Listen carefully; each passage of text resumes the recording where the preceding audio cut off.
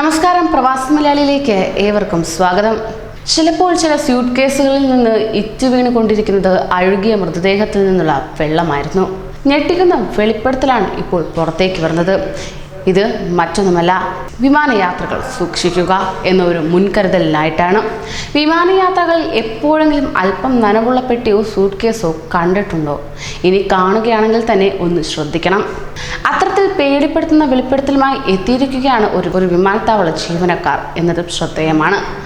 റെഡിറ്റിലെ ഒരു ഫോറത്തിൽ വന്ന ചർച്ചയ്ക്കിടെയാണ് വിമാനയാത്രികർ അറിയാനിടയില്ലാത്ത രഹസ്യങ്ങളുമായി വിമാന കമ്പനി ജീവനക്കാർ അടക്കമുള്ള ചില ആളുകൾ മുന്നോട്ട് വന്നിരിക്കുന്നത്. ആശുപത്രിയിലേക്കുള്ള ശരീരഭാഗങ്ങൾക്ക് സമീപം ആളുകളുടെ ലഗേജുകൾ സൂക്ഷിച്ചിരിക്കാൻ സാധ്യതയുണ്ടെന്ന് ചർച്ചയിൽ പങ്കെടുത്ത ഒരാൾ പറഞ്ഞു. ഒരു വിമാനത്താവളത്തിലെ റാമ്പിൽ ജോലി ചെയ്യുന്നു എന്ന് അവകാശപ്പെട്ട ഒരാൾ ഇതിന് മറുപടിയായി പറഞ്ഞത് ഇങ്ങനെയാണ്: ഞങ്ങൾ വിമാനങ്ങളിൽ മൃതദേഹങ്ങൾ അയക്കാറുണ്ട്, ചിലത് ശവപ്പെട്ടികളിലും മറ്റു ചിലത് അല്ലാതെയും.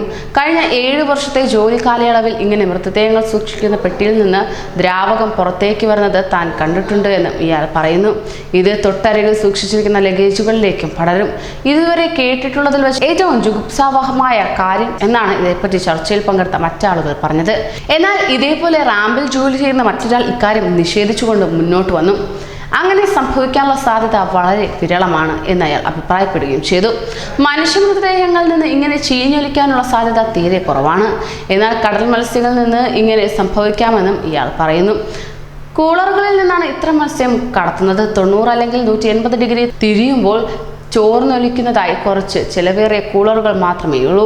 200 ബാഗുകൾ ഒരുമിച്ച് ലോഡ് ചെയ്യേണ്ടി വരുന്ന സന്ദർഭങ്ങളിലും മറ്റും ഈ വശം മുകളിലേക്ക് എന്ന തരത്തിലുള്ള സ്റ്റിക്കർ ആരും ശ്രദ്ധിക്കാറില്ല. പലപ്പോഴും പഴകിയ മത്സ്യങ്ങൾ ഇങ്ങനെ കടത്താറുണ്ട്.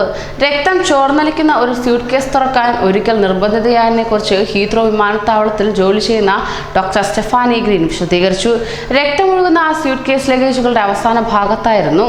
ഒരു ദശകത്തിലേറെ കാലം ഹീത്രോ വിമാനത്താവളത്തിലെ ഹെൽത്ത് കൺട്രോൾ യൂണിറ്റിൽ ചിലവഴിച്ച ഡോക്ടർ എന്ന നിലയിൽ സംശയിക്കപ്പെട്ട ആ സാംസണൈറ്റ് കേസ് തുറക്കാനുള്ള ചുമതല എനിക്കായിരുന്നു. ദുർഗന്ധം വമിക്കുന്ന ആ പെട്ടി തുറന്നപ്പോൾ ഉള്ളിൽ പത്രക്കടലാസുകൾ ചുരുട്ടി വച്ചിരിക്കുന്നത് കണ്ടു.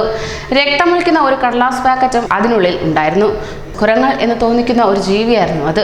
രോമമില്ലാത്ത വികലാംഗനാക്കപ്പെട്ട ഒരു പാവം ജീവി എന്നും അവർ പറഞ്ഞു. ചർച്ചകൾ ഇങ്ങനെ തുടർന്നു പോയെങ്കിലും സത്യാവസ്ഥ എന്താണെന്ന് വ്യക്തമായി പറയാൻ ആരും ഇതുവരെ തയ്യാറായിട്ടില്ല. എന്തായാലും ഇത്തരത്തിൽ ചോർന്നൊലിക്കുന്ന രക്തം അല്ലെങ്കിൽ ദ്രാവകങ്ങൾ നമ്മുടെ പെട്ടികൾക്കടുത്തും ഉണ്ടായേക്കാം. അതിനാൽ തന്നെ ലഗേജുകൾ സൂക്ഷിക്കുക. കൂടുതൽ പ്രവാസി വാർത്തകൾക്കായി ഈ ചാനൽ സബ്സ്ക്രൈബ് ചെയ്യൂ.